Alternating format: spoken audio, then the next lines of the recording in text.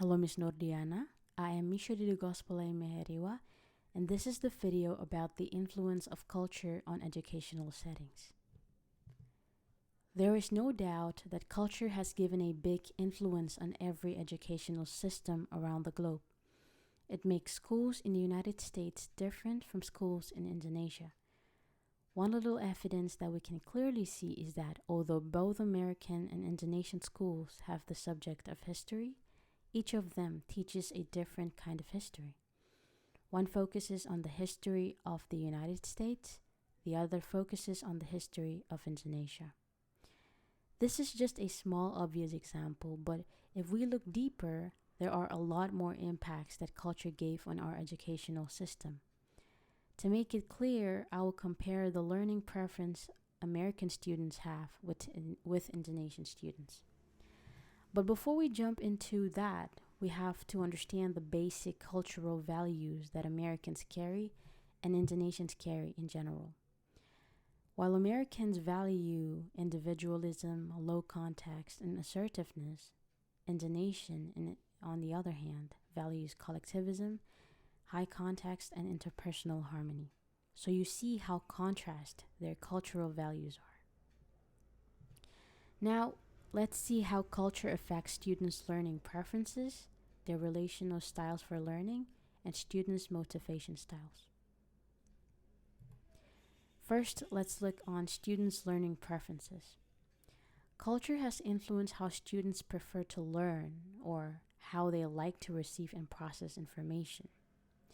We can see how different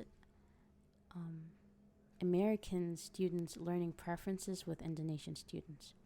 Number one, we have field independence versus field sensitivity. Field independent students prefer to work independently. They are task oriented and prefer rewards based on individual competition.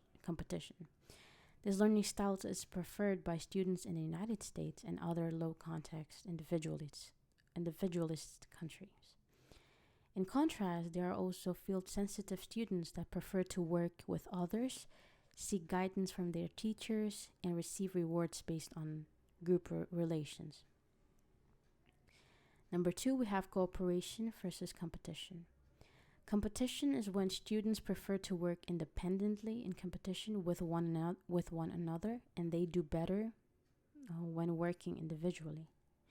In contrast, there is cooperation, which is when students prefer to work together, and they do better working in groups. Number three, we have trial and error versus watch then do. Some students prefer to learn through trial and error. In contrast, some students prefer demonstrations and want to observe first before they attempt to do the task. And the last one, we have tolerance versus intolerance for ambiguity. Well, tolerance for ambiguity is when differences and contradictions are highly accepted and expected in the classroom. Whereas intolerance for ambiguity is when students prefer to stay in one point of view in order to keep interpersonal harmony and minimize conflicts in the classroom. This is why most students here in Indonesia tends to be passive and less critical in the classroom. The next, let's discuss about the relational styles for learning. Number one, we have independency versus dependency. Independency is when students do not rely on the support, help, and opinion of their teachers. In contrast, there is a dependency, which is a learning style when students rely more on the teacher's direction and feedback. Number two, we have participation and passivity. Participation is when students actively engage in the learning process. They are being critical, asking questions, and participating in the discussion.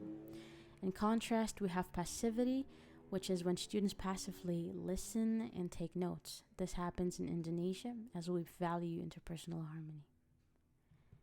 The last one, we have impulsivity and reflectivity.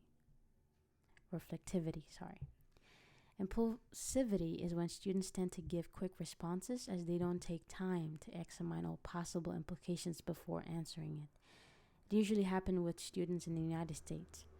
In contrast, there is reflectivity, which is when students tend to take some time before answering questions. Indonesia, for example, we adopted this way of learning as reflected in one of the proverbs in Japanese that says alon-alon asal kelakon, which means slowly but surely. The last one, let's talk about how culture has influenced students' motivation style. Number one, we have intrinsic motivation versus extrinsic motivation. The first one is when students are motivated by internal factors such as the need to secure a good position, earn a great deal of money, and so on. And the second one is when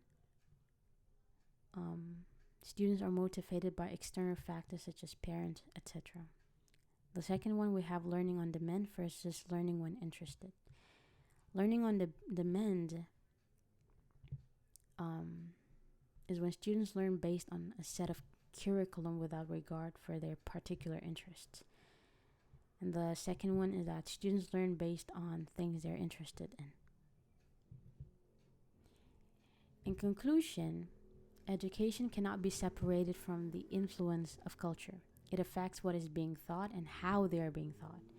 It also affects students' learning preferences, relational styles for learning, and students' motivational styles.